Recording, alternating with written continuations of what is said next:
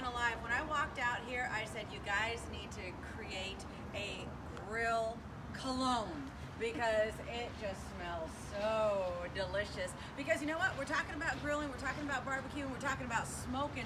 Look what we've got over here for you. Okay, just open that bad boy up so folks know what's happening. Yeah, that is happening. We've got a pit master in the house right there flipping the tri-tip right now because it is that time of the year, well, you know, year round pretty much, that everybody can get out and grill. So we want to get you prepped and ready. Joining me right now is Sean, the owner of Comfort Barbecue, right? Correct. Cali Comfort Barbecue. Cali Comfort, because this is comfort food. Yes.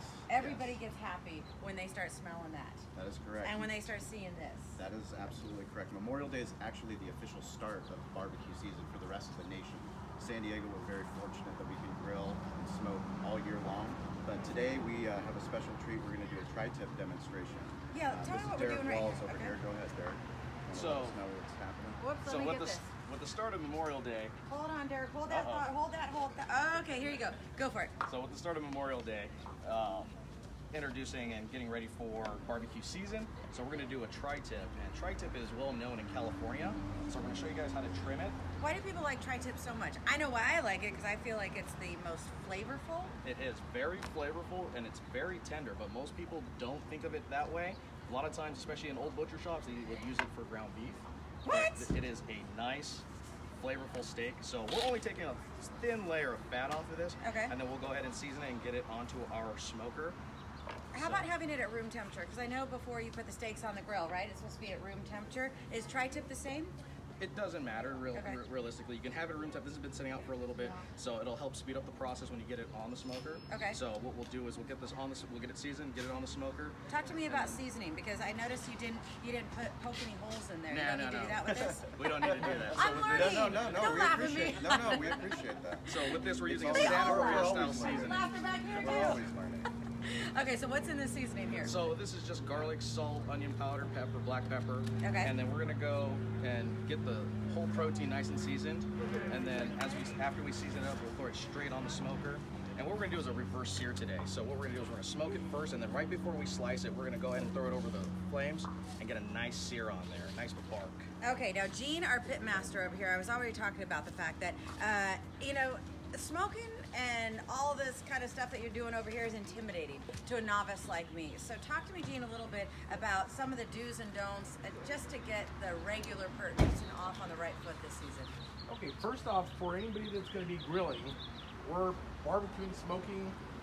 First thing, wear gloves. Oh. Keep your friends and family safe from any diseases. Okay, sure. Today we're using 2 big green eggs.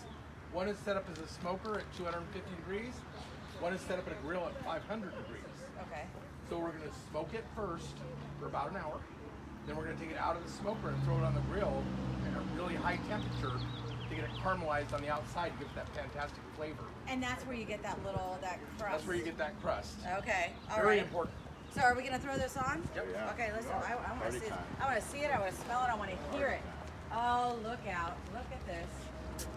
So as you see, we've got another one on the smoker right now. It's been on here for about 15 minutes. That one obviously just went on. Then we'll move over to this grill and you'll see the next phase. God, can I do this part? You can do that I part. don't have to be a grill master to do this part? You can handle that, I'm sure. Oh, it's heavy. Look at that. Oh, and So- look at that sear that you're talking about. This one has been on the smoker and now it's on the grill. It's going to look like this one in another 20 minutes. We just want to show you all the different phases. Gonna let it Currently, flip it. this is 130 degrees roughly, and that's exactly when you want to take it off. We take it off at 128 to So 131 don't use the degrees. hand. Don't use the hand. No.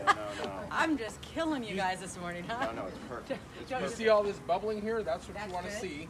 And you want to see all this bark, because the bark is the flavor. It's the seasoning and caramelizing of the meat and the fat.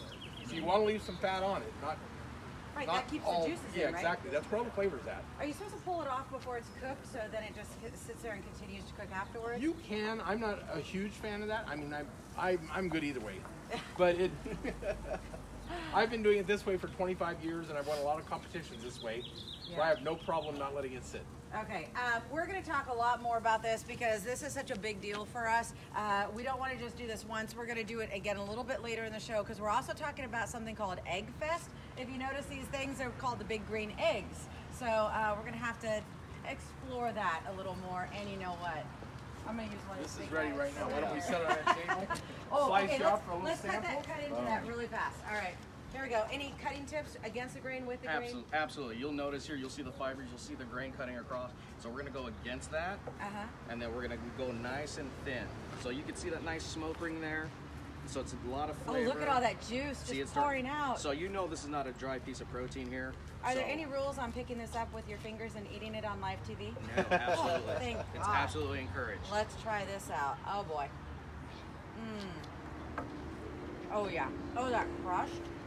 That just kicks it off. And All right. Where do we get the meat?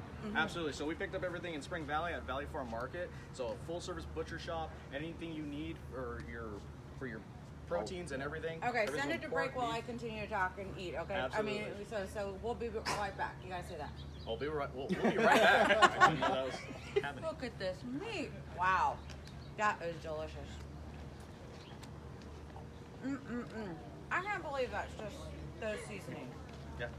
So simple. What do you think? Holy moly.